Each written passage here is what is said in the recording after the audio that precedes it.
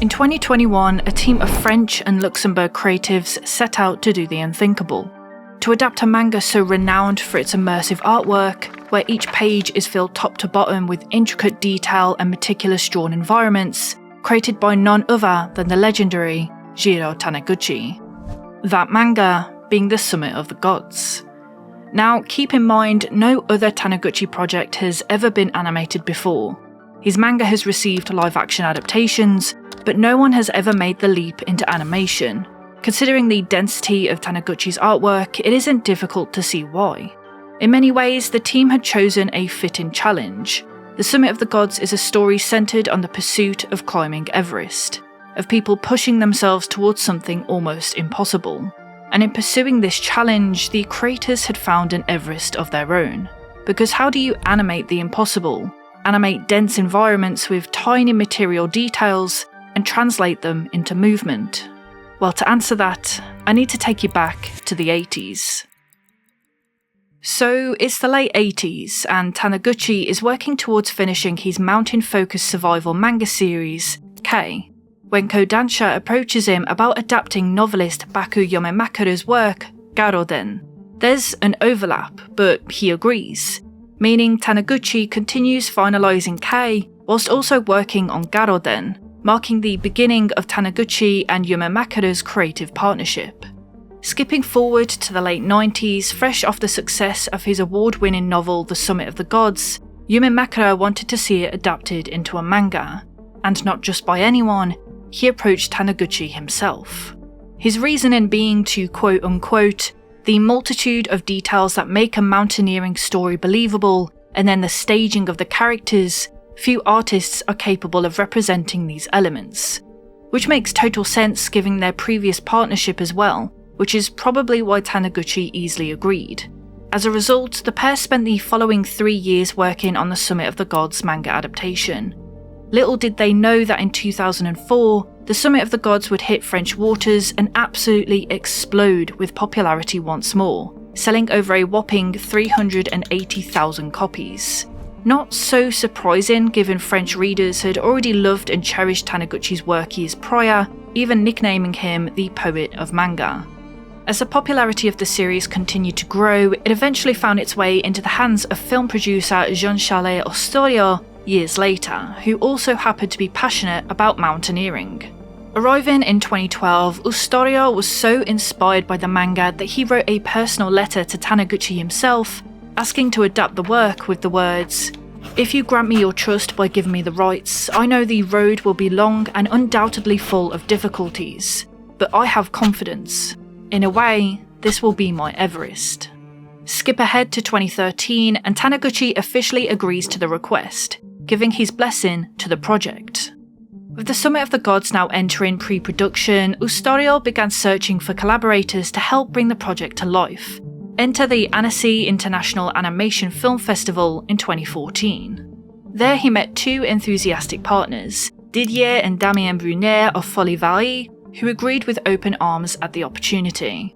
The project continued with many bumps in the road, with several screenplay attempts having tried and failed. There was just something not clicking in the way the team wanted. Keep in mind, they were attempting to adapt 1,500 pages of manga into a single coherent film, so entire sections of the story had to be questioned, what stays or what gets cut.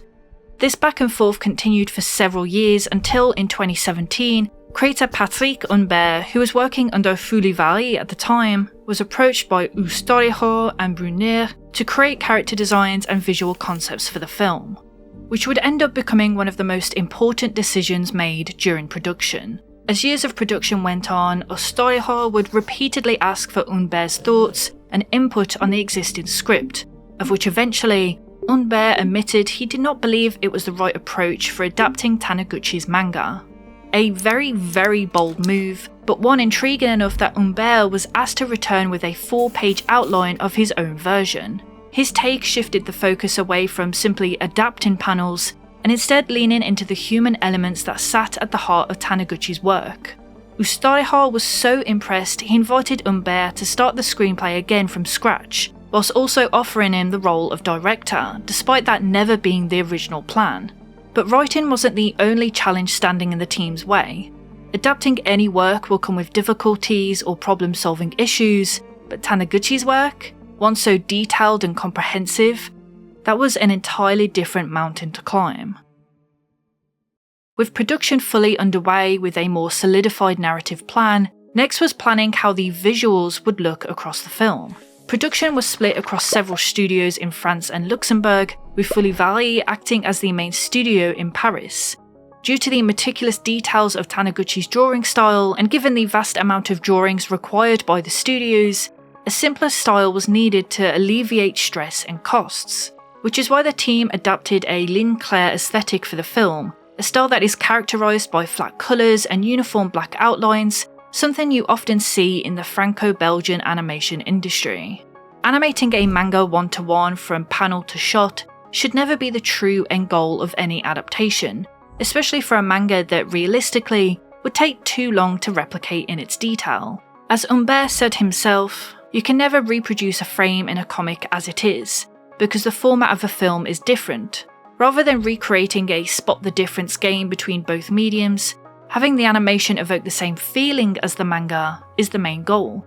Manga isn't there as a storyboard, more as a reference. Why be a duplicate of the source material when you can bring a whole new experience based on the same vibe and atmosphere? Which is why the character designs were simplified. Detailing wasn't needed. When reading the Summit of the Gods manga, you can read at your own pace, take in those stunning pages for however long you feel. And whilst the French aren't opposed to high action and fluid scenes, France's animation industry is influenced by Franco-Belgian comics and firmly auteur-driven. Not all, of course, but you can see that in the Summit of the Gods, which coincides with their animation pipeline in using Toon Boom storyboard and animate to storyboard, then Toon Boom Harmony for animation, Photoshop for the sets, and then After Effects for compositing. That's not to say they strive away from realism. For instance, for the character animation specifically around mountaineering, they invited Everest summiter Vincent Vanchette and president of the French Alpine Club, Charlie van der Elst, to help and guide all creatives about how to use carry equipment, giving technical feedback and sharing experiences that give a more lived-in and experienced approach, which in turn made for standout scenes within the film that highlight the research done in preparation for making the climbers in the film feel authentic to their roles and own experiences. And then for the environmental shots of the mountains, they base the paintings on real-life photos, not with realism being the full intention, but to showcase how impressive Mother Nature truly is. There's multiple scenes throughout the film where they allow the mountains to speak for themselves, showing the raw beauty in something considered a monster to be tackled. But what I especially love is how comfortable the film is with stillness. Humbert himself cited live-action influences such as Barry Lyndon and spoke about the importance of allowing moments and scenes time to breathe, rather than rushing to the next action sequence, which actually aligns with something Miyuki Oshiro, the director of Ikoku Nikki, said recently in defense of Karma animation. In scenes where I want people to focus on the actors' performances or the music, if the visuals move excessively, attention shifts there instead.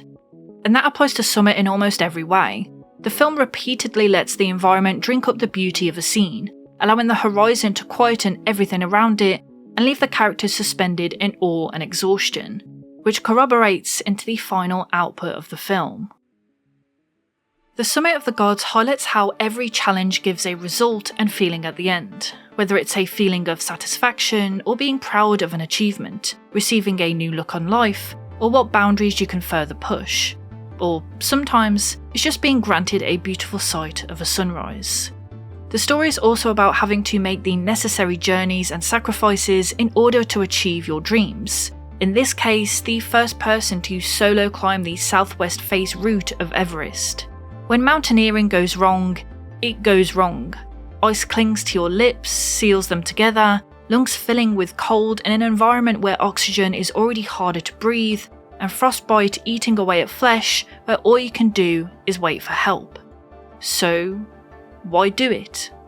Why climb Everest? And in the same breath, why animate the impossible? Because the journey to Everest becomes symbolic of the artistic journey approach behind this entire project.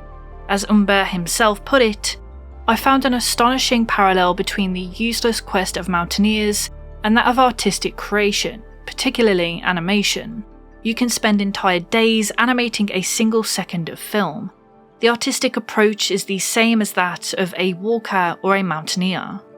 Everest and the release of the Summit of the Gods are the destinations. They're the things sitting on the horizon, giving people a reason to keep moving forward. But there's something so deeply human about seeing a goal that feels impossibly far away that drives people to take one step closer, until the exhausting journey itself becomes the whole point, not just the summit.